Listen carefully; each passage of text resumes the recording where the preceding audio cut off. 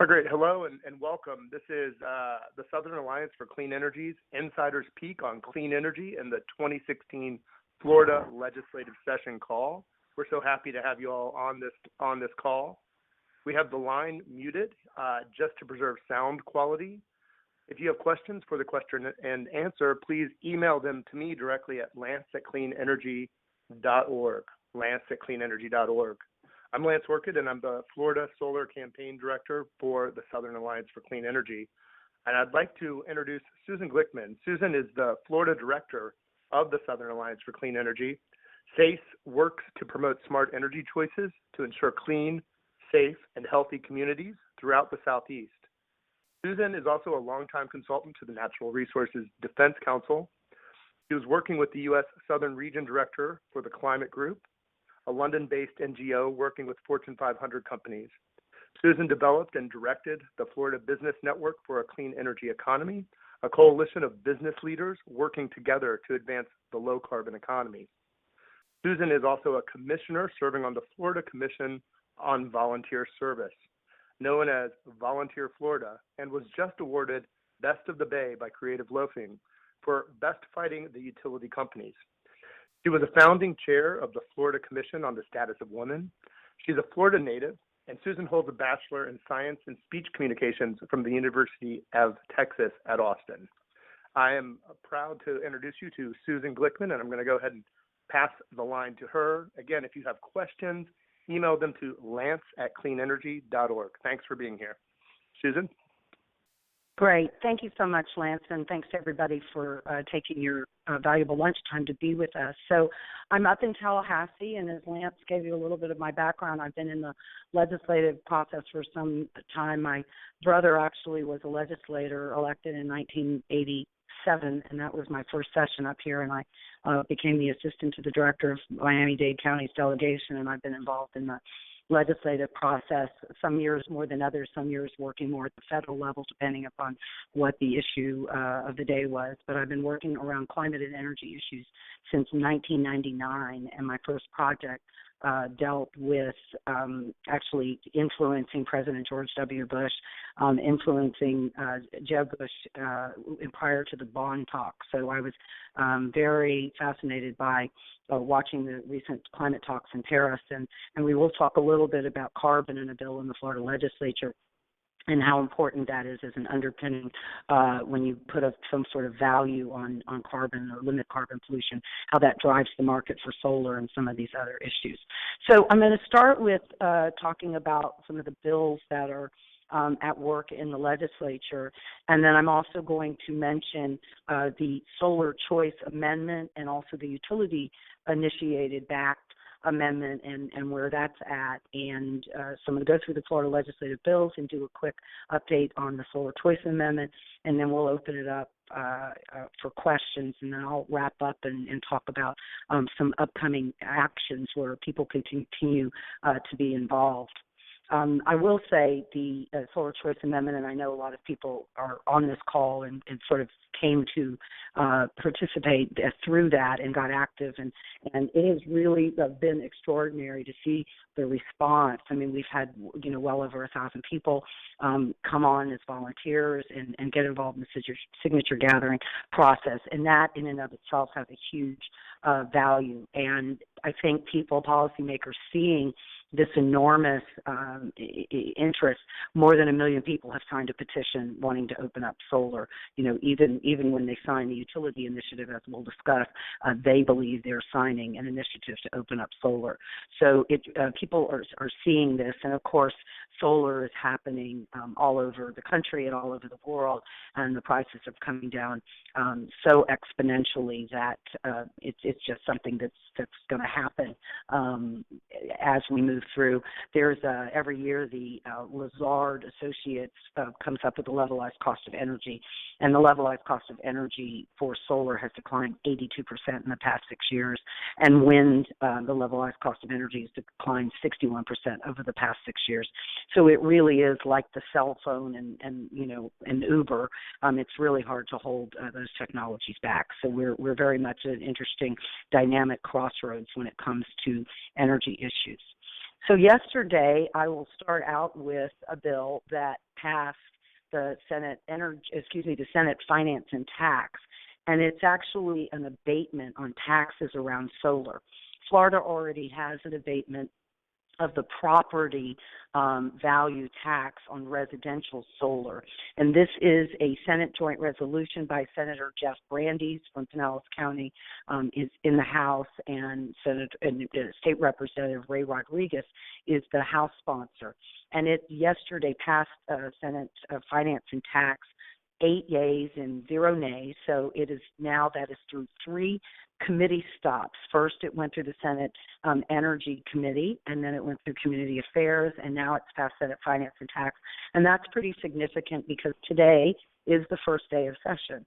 And so the fact that it's come this far along, even before session started, is a pretty good sign that there's momentum for it. And as you'll hear me refer, I believe the Solar Choice Amendment, because of the hard work of a lot of people on this phone and others, is part of the momentum, and it all works together. So in the House, there's only one stop left on Regulatory Affairs Committee, so it's been through the Energy Committee and Finance and Tax as well in the House. So that really would, just bottom line, would lower the cost for solar. And ultimately, it's all about cost and where that lines up. So I already told you that the cost of solar has declined so rapidly to begin with, and then this would continue that downward trend, and that's going to help to bring more solar into the state of Florida.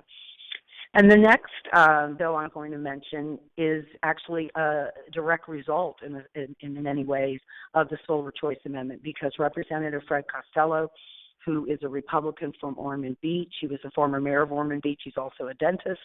And he read both the amendments, and he told me this firsthand, and the utility-backed initiative, which would simply enshrine current law in the state constitution.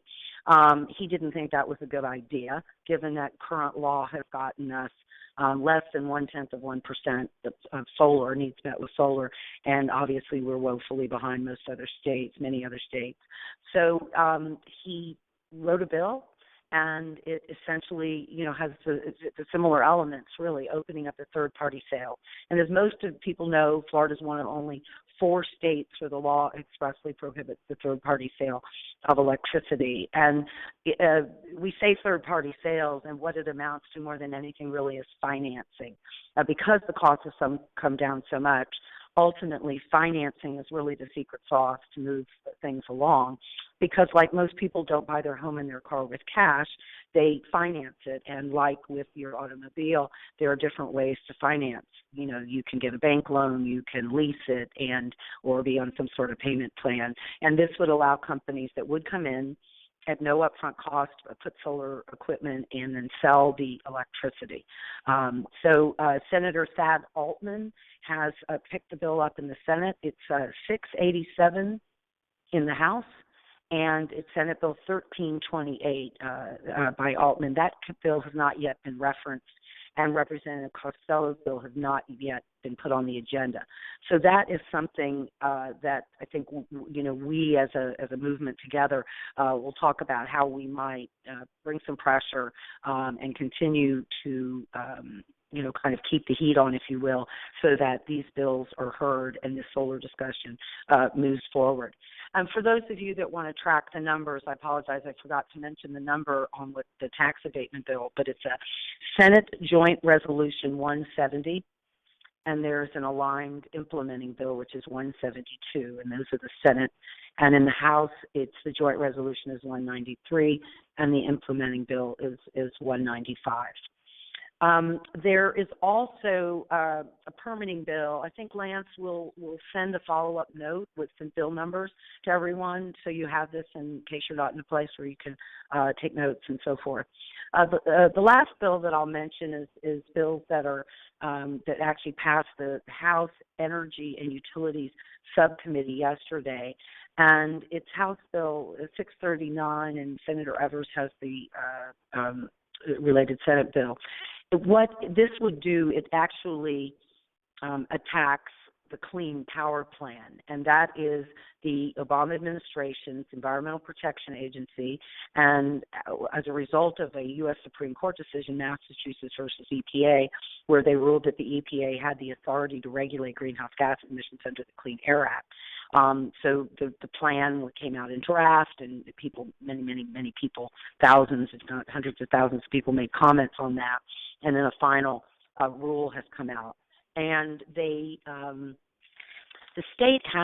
each state has to submit a state implementation plan in 2016, or they can request an extension to submit a final plan in 2018, but that's also subject to the state doing some number of things, and they have to be engaging with stakeholders, including vulnerable communities, prior to the initial 2016 submission, and that part of that extension says they will continue that in a meaningful engagement.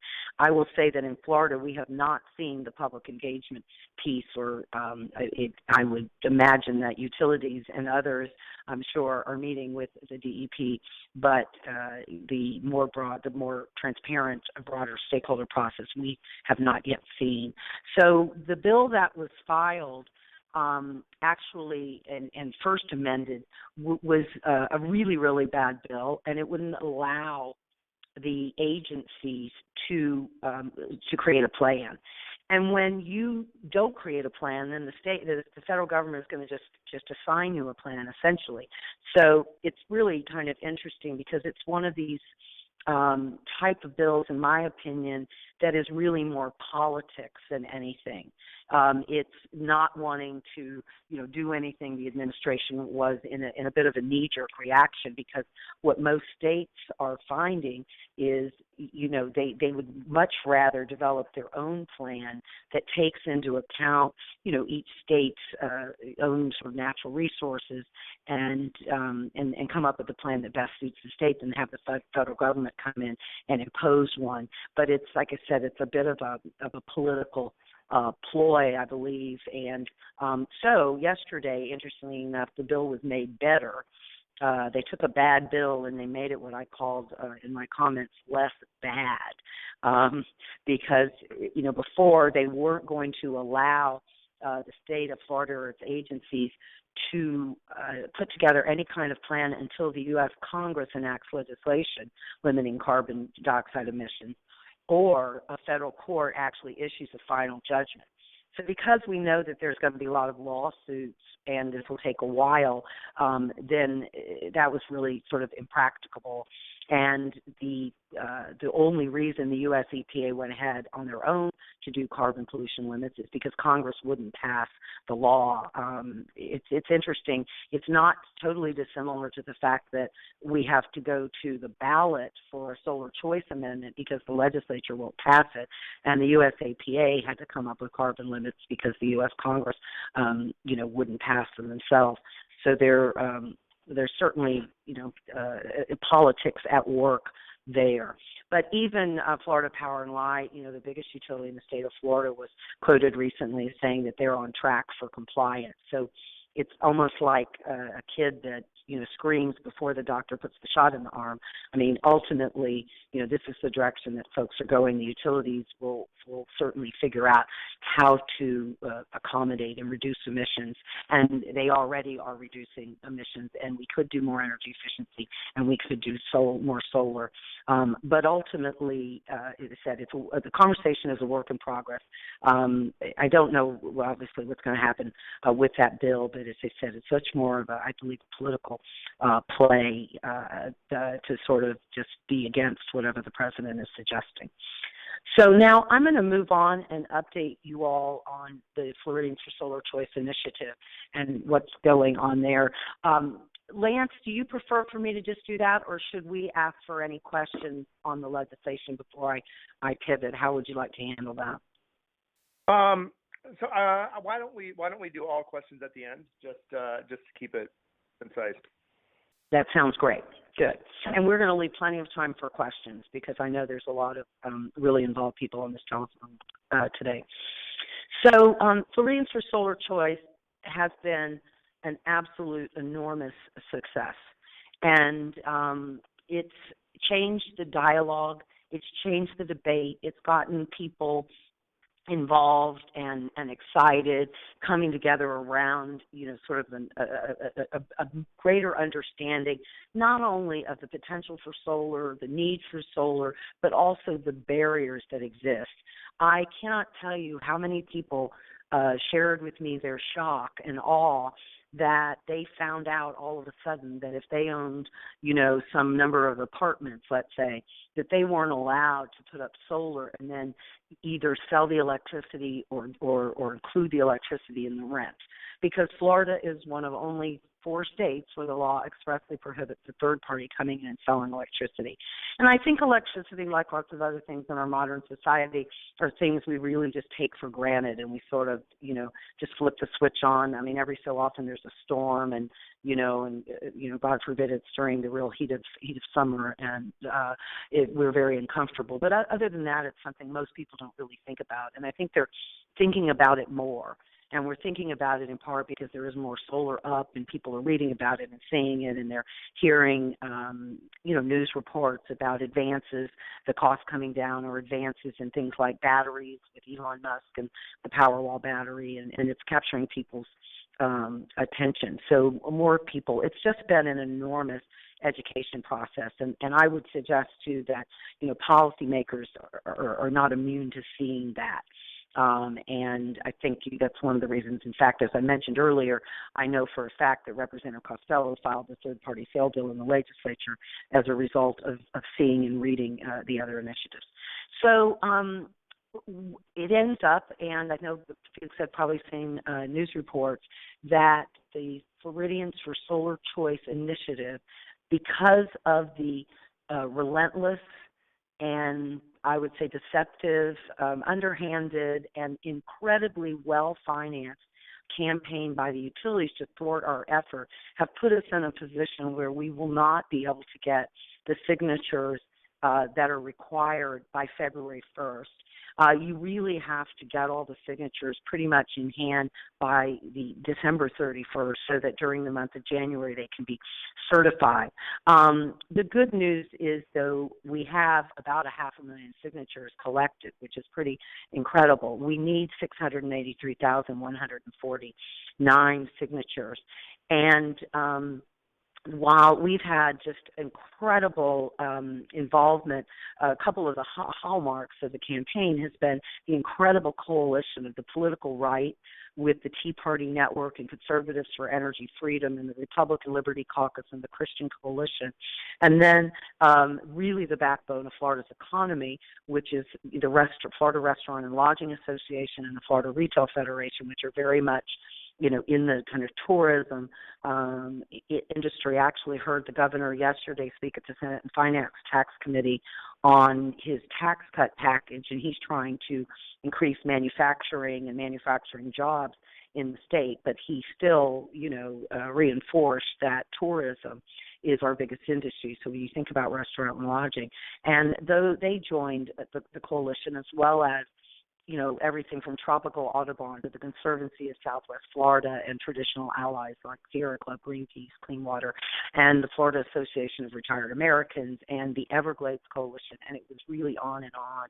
And many, many local governments have passed resolutions, and that's all on our website. I don't want to spend too much time. But in response to this incredibly successful effort, the utilities came together and put up their own initiative for the sole purpose, and we know this because they told the press that they were doing it for the sole purpose of misleading and confusing people. They called their initiative Consumer for Smart Solar. The Floridians for Solar Choice obviously is talking about solar choice, and so the utility initiative uses the term solar choice in their ballot title.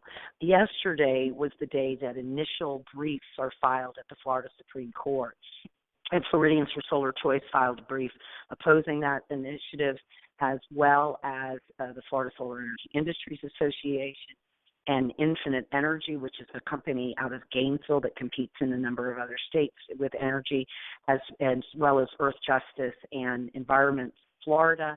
And Progress Florida, and there may be another group, Sierra Club. I'm not 100% sure. I haven't gotten to read that brief yet, but they also filed a brief. We believe that the utility initiative does not, number one, meet the single subject rule because it has a number of different subjects that it addresses, and they're not interconnected. So you can only have one subject. And we are asking the Supreme Court to strike this initiative down. And the other piece of that is the Supreme Court judges, whether or not the summary has the right number of words and whether the initiative is single subject and whether or not it is misleading. And we believe that it is inherently misleading because the initiative promises a right, and it's the right to own or lease solar equipment, which is a right that we already have. And as I said earlier, their initiative would do nothing more than to enshrine current law in the Constitution, and it was nothing more than a cynical attempt to confuse voters. And again, the paid spokespeople for the utility-backed initiative actually said that in the press. So I'm not telling you something that isn't really sort of known publicly. And I know many of you all are out there. You probably have your own stories. So we're waiting to see. They have not qualified yet, so we don't know for sure whether they've turned in the proper amount of signatures, but we are optimistic that the court will agree with our briefs. And, the big no-no at the court is this notion of being misleading. And I will share that in the Supreme Court, the Floridians for Solar Choice Initiative was approved. And in the oral arguments, one of the most enlightening moments was Justice Barbara Perianti asking Barry Richard, who is the utilities lawyer. Some people know his name because he was the lawyer for George W. Bush in the Bush v. Gore struggle over the hanging chads. And Barry Richard is the utility lawyer, and Justice Barbara Perianti said to him, Mr. Richard, the court understands the utilities don't like this, but can you show us where in the language it's misleading?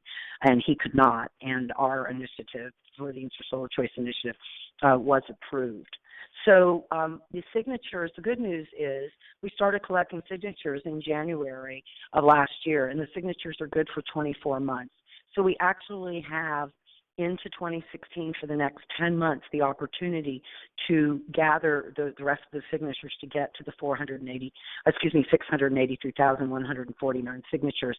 And with the 500,000 signatures that are already collected, we are, and I'll just mention it because it was in the press, we are in a legal action with the signature gatherer who has held signatures for expenses that they have attempted to charge Floridians for Solar Choice that we were not contract to or agreed to pay to.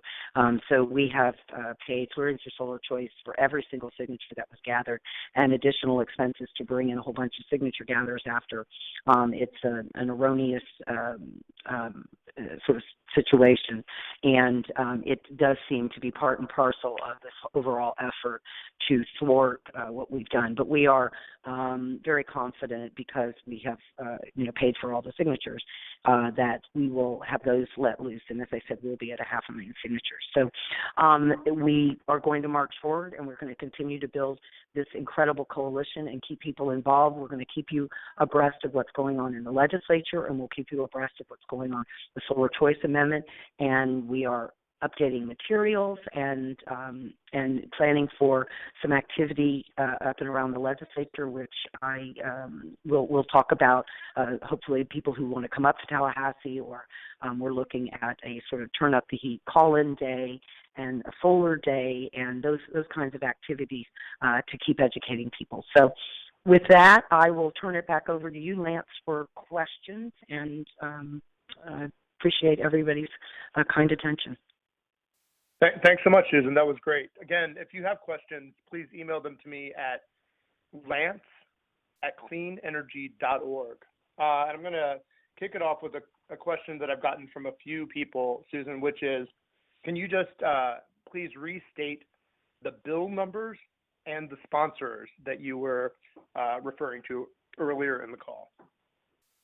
Great, and then we will send something around afterwards, so you'll kind of have it. And the other thing, Lance, I wanted to mention is that Southern Alliance Clean Energy's attorney, George Cavros, is on the call. So if there's anything that sort of digs too deep into the legal, George is on the call and would certainly have something to add. So the first bill that I mentioned is the tax abatement, and it's SJR, which is Senate Joint Resolution 170, and that's by Jeff Brandes, Brandes, and the implementing bill is 172. And in the House, the tax abatement bill is 193, which is the House Joint Resolution, HJR. And you can go to FL Senate, or you can go to myfloridahouse.gov. It's very easy to search, and you can actually track these bills, and then they'll just put you on a loop, and they'll let you, you can follow the progress of the bills. Joint resolutions do have to pass with a 3/5 vote, so there is a higher bar for that, but it's just one thing I will tell you, being involved in the legislative process for quite some time, is it has become much more driven by what's called leadership. The President of the Senate, the Speaker of the House, the incoming President and incoming Speaker of the House. And so it tends to be that decisions are made, often by leadership and a relative small number of people. So they kind of decide what gets heard and what doesn't. So 193 is the House Joint Resolution by Ray Rodriguez, and 195 is the implementing bill. So the third-party sale bill by Fred Costello is 687, House Bill 687, and Thad Altman, Altman, and that's Senate Bill 1328. And the carbon bill is HB 639.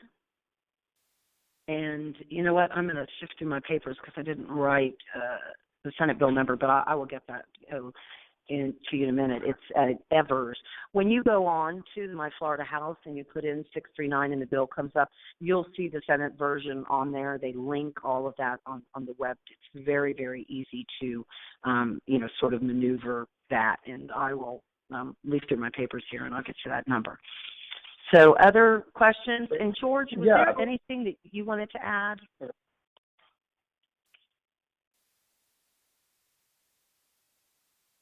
Okay, I don't know, maybe George is muted. All right, I'm just throwing it back to you, Lance. Okay, great. So the next question is, can you explain more about the net metering issue in Nevada and whether we are likely to see a similar move in Florida? There's a second part to that, but I'll let you answer that first. Yeah, so let me explain net metering. Florida actually has a pretty good net metering rule. And what that means is when you put solar, you're still connected to the grid. Sometimes opponents of solar, the utilities try to, act like, everyone's coming off the grid. Right now, until the battery storage is perfected, getting solar just means you're going to use less electricity during some part of the day, when the sun is shining and you're generating solar electricity. But when you connect back to the grid, currently Florida utilities have to credit you a retail rate for up to what you use. If you generate more electricity than you use, they will true you up at the end of the year and then only credit you a wholesale rate. So it's the difference between getting 10.5 or 11 cents, which is what you pay out of the wall, and 4 cents. They'll give you a wholesale rate, or what's called avoided cost, and it's a very low number. So that's part of what we're dealing with here in the Solar Choice Amendment and the third party sale bill, is the idea that you could generate electricity and actually sell it. But again, you cannot sell or give away a kilowatt of energy without being defined under current law as a utility. And that's, of course, what we're sort of wrestling over here. So that's current net metering rules. A couple years ago, it was January of 2013, the Edison Electric Institute put out a report. It was the financial implications of the changing retail electric business, and basically looking at their business model. At the time, the Wall Street Journal coined it the death spiral, because as costs for energy go up, people abandon the system. They finance their own system because the cost of solar come down, and then the more that people abandon their system, the smaller the rate base is. And what the utilities are arguing, and in Nevada, is that there's this cross-subsidization going on of people, of non-solar customers versus solar customers, that somehow the non-solar customers are paying for, the solar customers. But this has been disproven, and actually you can read about some of this, and we'll send a link, Lance, in this email, to the briefs. And in the FLASIA, the Florida Solar Energy Industries Association brief, you can read about this, but study after study shows that solar customers pay their fair share because there's a value of solar. When you use less electricity, then you don't have to build new power plants. And this is where this utility business model and this report that I mentioned is, again, part of the conflict. The utility business model is based on getting a guaranteed range of a rate of return on their capital expenditure. So the way that business model, utility regulations set up, the incentive is on building power plants. Well, building new power plants for power plants that we don't need, or paying for power plants that won't get built, like the nuclear plant that was canceled, or paying for the nuclear plant, that they had to shut down with the when they at Crystal River, when they replaced the steam generator and cracked the containment vessel. So when that's what makes your bill go up, paying for power plants, particularly power plants that we don't need. And with the levelized cost of energy, I just read an article that Austin Energy's building a system at 4 cents a kilowatt hour. Well, you can't build a new natural gas plant for 4 cents a kilowatt hour. So with the cost coming down, we're just at this really interesting crossroads. So as a result of that report, a bunch of efforts around the country to put some kind of system charge or standby charge, and, they call it different things, but basically it's to put on a charge aimed at solar customers, and that's why you saw I know Solar City, there was some announcement that they've pulled out, and I think Sunrun or one of the other big ones, I can't remember, they all have some similar names, Sunrovia maybe, but one of them pulled out of Nevada. So that is an effort by the utility, which interestingly enough in Nevada is either owned, I guess in some part, by Warren Buffett. So he got involved in that battle. And so we've seen efforts. So the part of the question about does Florida expect that? We actually not totally expect it. And one of the results of the Solar Choice Amendment was to kind of slow walk that effort in Florida, because we saw at the Public Service Commission, dialogue from the commissioners, from the dais, about system charges and this whole idea of cross-subsidization. And, because solar, you don't have to have the transmission line loss. There are other reasons, that there are other values that solar brings to the grid. It actually takes some of the stress, off the grid. And so anyway, we would part of the Solar Choice Amendment actually, reinforces that the Public Service Commission can come up with some kind of fair cost, because at some level, in a fair, fairly done process that's appropriate, we do need to be real about what it costs to do the system. But frankly, we've paid for the transmission system all these years. So these concerns tend to be overblown from the utilities as more political rhetoric than reality. But what you can't do with the Solar Choice Amendment, and we don't want to do, and what people are doing in Nevada, is you can't do some sort of unfair charge that's punitive to one class of customers to discourage solar. And we've seen efforts mostly around the country. They've been defeated, actually. So that's why Nevada, you're seeing, getting all this attention. In fact, I just read something. There's going to be a rally with 1,000 people, and Debbie Dooley, one of the founders of the Tea Party and one of the founders of Floridians for Solar Choice, is going to be at that rally with Mark Ruffalo, the actor, and others. So anyway, I think people are pushing back there. So great. The second piece of that is, could you give a brief definition to surplus power? And how is that defined? Is it any power sold back to the utility, or is it just power in excess of consumption within a billing cycle? So I don't know whether surplus power is particularly a term of art there, and maybe we'll call on short for help. I'm not the technical expert, but if what you're referring to is what I said, if you generate more electricity than you use and you feed back that to the grid, you will not be credited a retail rate. You'll be credited a wholesale rate. So the wholesale rate is going to be like 3 or 4 cents a kilowatt hour versus 10.5 or 11 or whatever. And so it's not a good, sort of business decision to size a solar system for more than you use because the investment's not there. You're just not going to, get the return on the 3 cents. So I'm not 100% sure what they were asking. So Lance, can you give me any more clarity on that question? Did I address it? I think you addressed it. No one's stopping you from making more energy. You're just not going to get paid at an amount that, kind of makes any sort of financial sense. But I'm sure there are people, who feed more than they use back into the grid. They just aren't going to, get a reasonable return on their investment. So most of the time, given current law, you see people size systems essentially for what they're going to use.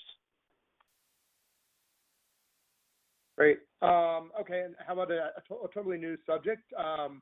One person has written in and asked, since the ballot initiative has brought a renewed interest in solar to Floridians across the state, will SACE be pushing other ways to expand solar in the state besides just making PPAs legal?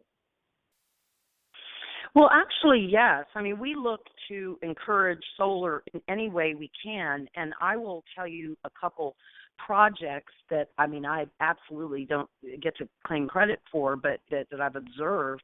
I went to a meeting recently of a sort of solar co-op project in the Orlando area, in Orlando and Winter Park, and a wonderful woman named Mary Dipple, who's with the League of Women Voters, developed a project where they went and put out an RFP for some residential solar providers. They negotiated a price at $1.83 a watt, and then they picked basically a preferred vendor, and you could join the co-op for free and tap into that negotiated price. And then for people, given that solar is new to a lot of people, where they might have some nervousness about, who to pick and were they going to, get a reputable company that's going to be around for a long time, and all of those issues that you would have even if you remodeled your kitchen or something. We all deal with those issues every time you get your car fixed, and, that you're having a reputable person helping you with your plumbing or whatever it is. So they did that project, and, they're in the process now of people installing solar. So that's exciting. We've worked off and on some of the PACE financing. I said the secret sauce is the financing. There are a number of ways to finance. There are PACE programs in a number of counties, and some people I know are still considering it. Some PACE programs have one particular vendor that they use, property assessed clean energy. It was passed by the Florida legislature in 2010. It got sort of held up in the courts because Fannie Mae and Freddie Mac were arguing over not wanting to be in a second position on a loan, but they've worked through some of those legalities. And so some communities have particular vendors, and then some communities have more of an open process. There's another project called the Solar Energy Loan Fund. Doug Coward runs that, a former county commissioner from St. Lucie. He administers the PACE program in St. Lucie and Martin County. They actually also finance energy efficiency in that model. So we're open and look for everything, every opportunity. We love to see these new developments. As I said, the cost coming down. I'll just mention that it's very exciting to tell you. So we sort of stick our fingers in lots of things, but we try to be really strategic about what we're doing that has the most bang for the buck. But in my home community in Pinellas, there's a company called Jabil Circuit. It's a $20 billion manufacturing company they're moving into new headquarters in the same area, and they're going to start manufacturing a flow battery that's utility scale for 4 different companies.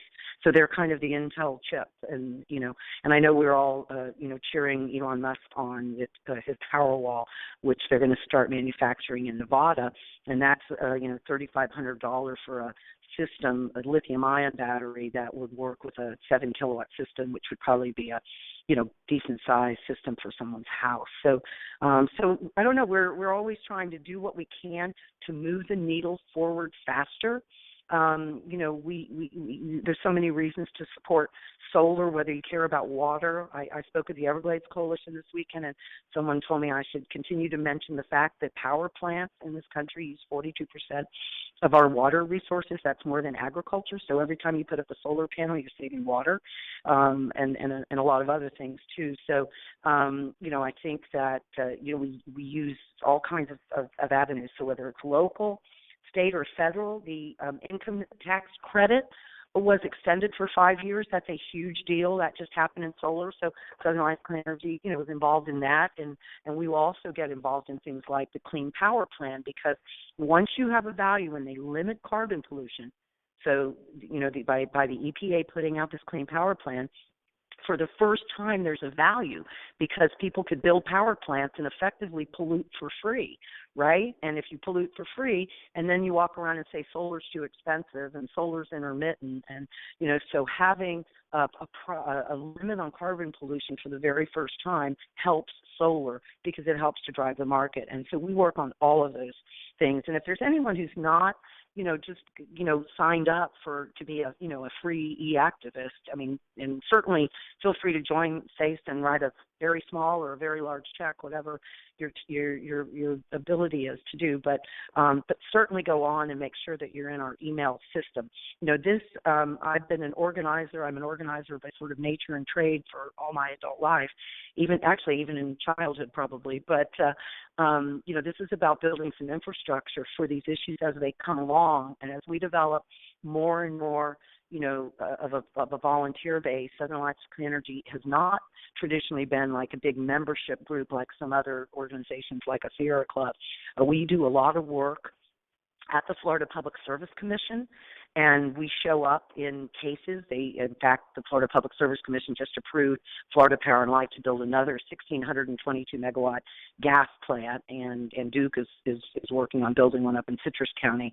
And again, that's the utility business model. And what we show up and argue that we could do energy efficiency and we could do more solar, and to get the power that we need, as opposed to building these expensive new plants. Because while the good news is the natural gas is half the emissions of coal, the bad news is that natural gas is half the emissions of coal. And for instance, in Florida Power and Light's 10-year site plan, they may build as many as 4 new gas plants. And so, as I said, the whole energy and climate arena is large in scope, and it has many pieces to it. And I know our colleagues, Mike Antal from the Florida Solar Energy Industry Association, are even working on a permitting bill, which again, I don't have the bill number with me, but we'll put that in our laundry list. So you can help move solar with something small in your local community, a community solar project or whatever it is, or being out at Earth Day signing petitions for the Solar Choice Amendment, which we hope you all do. Or you can be working on, sort of more grandiose, policy kinds of things. But we do it all, to be honest, but we try to do it in the most strategic way possible with the limited resources that we have. Great, thanks. Susan, are you able to summarize any recent legislative and PSC decisions relating to nuclear power in Florida? Well, so the only process that really is going on with nuclear, I guess, would be the most recent, and I don't know if George Cavras is on, or Lance, you can text him just to see, or if he's muted for some reason. But so at the Florida Public Service Commission, the Florida Power and Light and Duke Energy continue to come to them to get their money under this early, cost recovery, where in 2006, and it was after the 2004 and 5 hurricanes, where we had some supply disruptions on natural gas, and Jeb Bush was governor at the time, and the big mantra became fuel diversity. And it's interesting because at that time we were 48% reliant on natural gas. Right now, statewide, we're 62% reliant on natural gas. And in Florida Power and Light territory, and again, they're the biggest utility. If you, sort of put together Duke Energy and Florida Power and Light, just those two utilities cover half the state. And the big investor-owned utilities cover about 75% of the state altogether. So because they wanted to do this diversity, they said, we're going to allow the utilities to begin to charge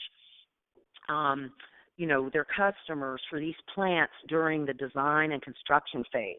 So traditional regulatory process was you couldn't charge people for power till the plants came online. And the reason that the investor and utilities get this guaranteed range of a rate of return is so they would have the financial wherewithal not to charge people till they actually built the plant and delivered the power.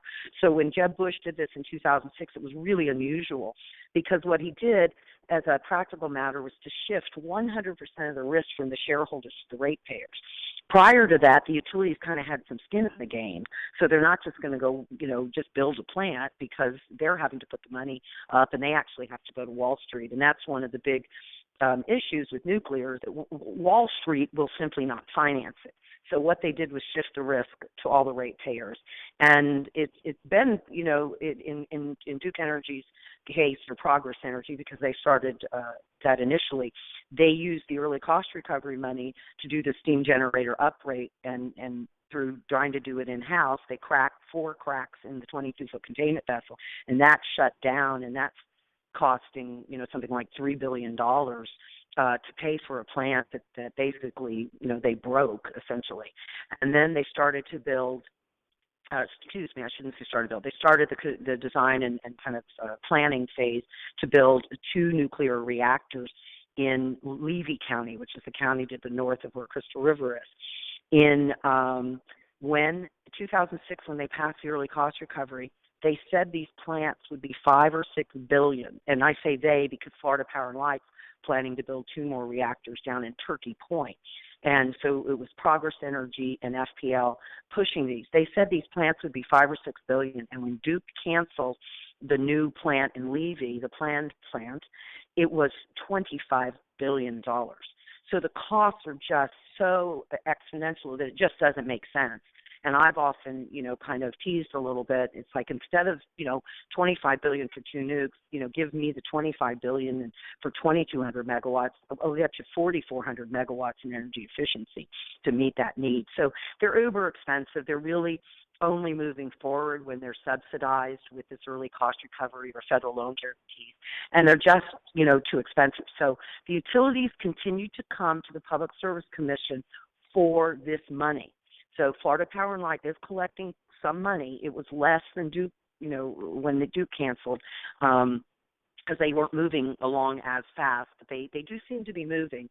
I actually myself spoke against the certification of the 2 nuclear plants at the Florida cabinet, raising this issue of how expensive these plants have become, and also because in Florida Power and Light's proposal, they actually state that they're planning for 1 foot of sea level rise on Biscayne Bay. And if anybody, knows anything about sea level rise, that's like really poor planning. So, but, who knows whether they ultimately will get built. They're so expensive, they may end up going in a different direction, but they are charging people. So, George, I don't know if did I miss anything on nuclear? Hi, Susan. No, hey, actually, hi there. No, I think you covered it pretty well. Every year, the power companies, and really the only power company that has an active proposal before the Florida Public Service Commission is Florida Power and Light for proposed units Turkey Point 6 and 7. And every year they do go to come before the Florida Public Service Commission in an annual docket called the Nuclear Cost Recovery Clause docket, where they request from the Commission the ability to recover costs that they have already spent and get approval for projected costs going forward. So if folks are interested in this issue, the time to engage is at the Public Service Commission. They do accept public comment in the docket. This year's docket is this year's docket being 2016 will be 160009. It can be found on the PSC website, and if folks are interested, we can certainly help facilitate the process of reaching out to the commission on this issue, because it is an issue that people feel very strongly about, especially here in South Florida, where the proposed reactors will actually be built. Well, and especially in Tampa Bay, where I am from, where people are paying for a plant that's broken and a plant that won't get built, and it was something like $5 billion. They just did pass last year this bond where they could sort of buy out the debt early, and I'm still trying to get my mind wrapped more around that and see how real the savings is. But ultimately, it was something like $5 billion from 1.6 million ratepayers for nothing between those two basically bad business decisions that we all pay for in our community. The only other thing, George, just a clarification, so then they go to the Public Service Commission, and the Public Service Commission decides whether the request for money in these dockets is prudent or not. And am I correct in saying that the Florida Public Service Commission has not denied either one of those utilities even $1 of what they've asked for? Is that correct? Right? They give them everything they ask for every time. Would you concur on that? That's generally correct. There were some deductions made in the Duke case where they canceled their plans for 2 reactors, and there were some adjustments made in terms of So most company of what ultimately recover. But no, you're generally correct. They did typically get everything they asked for. Yeah.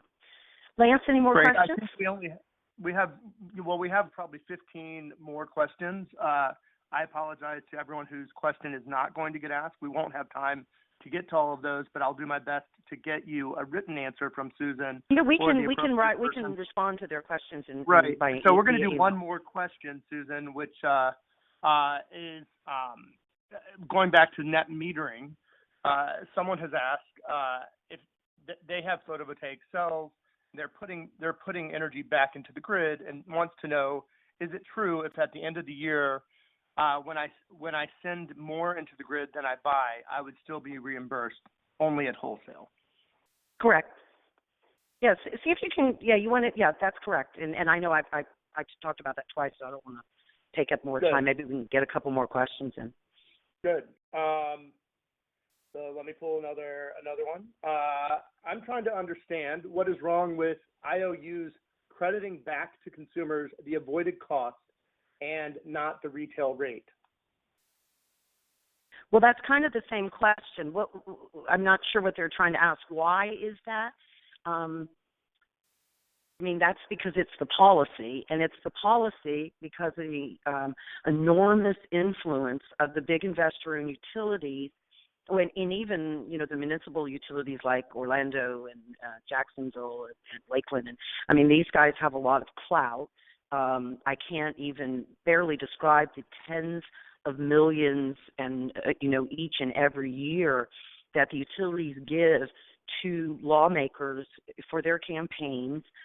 We funded, Integrity Florida actually did the report, but we funded a report prior to the 24 race and elections, and they'd given $18 million to state legislators, spent another $12 million on lobbyists, and he spent $16 million, gave to both political parties. And there's a lot of people that the utilities, hire that have lots of tentacles. In fact, sometimes they even hire, lawmakers themselves, or they hire them when they come out to be lobbyists. So it's just enormous influence on so many levels that they get policy drawn the way that's most, useful to them. And really, fundamentally, they take the money, the profits that they make off people like, all their consumers, customers, and they use it to influence a process that's not in the best interest of consumers and customers. So it's a very unusual system, and that's one of the reasons that we need all of you and others to be engaged. We are recording this. We had only room for 100 people on this call because of the just limits on the Uber conference line, and so we'll record it, and we can send that around, and maybe you share. If everybody on this call, if all 100 people, sort of brought in 10 people that to plug in, get signed up. It's, again, there's no cost to anybody, and just get engaged. And I think that people will take action. I know that people feel strongly, and as I've heard people say, to me for the last more than a decade, when they understand that the utilities are using the profits off of them to argue and hire hundreds of lobbyists and hire lawmakers and their relatives and just on and on and on with the influence, they get mad, and it's really time. But I'm telling you, if people get engaged, and the fact that the Solar Choice Amendment, and there's so much going on, and solar's just showing up as people are doing it. We can make a difference. It's happening already, and I think you're starting to see a new attitude, and we will get there. So I don't know that I sort of answered that question totally. Maybe George, do you have any comments just on the difference between the avoided cost and the retail rate? It's a complicated issue, Lance, because the net metering agreements of the big four investor-owned utilities, Florida Power and Light, Duke Energy, Tampa Electric, and Gulf Power, are standardized, and they're all the same. But once you get to the municipal utilities, there is no standard net metering agreement. So it varies from municipal utility to municipal utility, and each electric cooperative to the next electric cooperative. So, there's kind of a smorgasbord of net metering agreements out there if you don't live in an investor-owned utility service territory. And they have different rates. So, yeah, if someone wants to talk about it offline, we can go into it in more detail. Great. Thank you so much. And would you say, George, I find the whole concept of this avoided cost as being somewhat stilted or gamed, if you will, because Peter Bradford, the former chair of the Nuclear Regulatory Commission, and he was a Public Service Commission chair in 2 states, and he used to say that he's a Yale-educated lawyer, super smart, and he would say that the original concept of avoided cost was this idea of avoiding the cost of the next new increment of power, which would be these new, let's say, why aren't we making avoided costs what we would avoid the cost of building those 2 new expensive nuclear power plants at Turkey Point, right? Conceptually, that's what you're doing. Every time you generate electricity, you're avoiding the cost of that next new increment of power. So why do they then pick a number of 4 cents or 3 cents a kilowatt hour, which is like, the what do you call depreciated, old gas plant late at night, when power is less expensive? Because you got to remember, with power, it's all built around peak. So the utilities build for that, summer afternoon where everybody comes home and throws your laundry in and turns your air down, and it's the peak. And that's one of the interesting things about solar is it really, for the most part, lines up with peak. So it will also avoid building these new power plants. But if you make more money by building more plants, you don't necessarily like that. So I wouldn't call it an arbitrary number, but, it's just got a lot of factors, in it. But suffice it to say, the wholesale rate's a whole lot less than the retail rates. So, Lance, it's 1 o'clock. We are at 1 o'clock, so I'm going to go ahead and wrap this up because I know a lot of people are on their lunch hour. Thank you so much, Susan and George, for all of your insight, and thank you, everyone, for joining this call today. If you have some unanswered questions, I've taken all of those, and I'll get them sent around for some answers and send them back to you directly, okay? Thank you so much. Great. Thanks, everybody.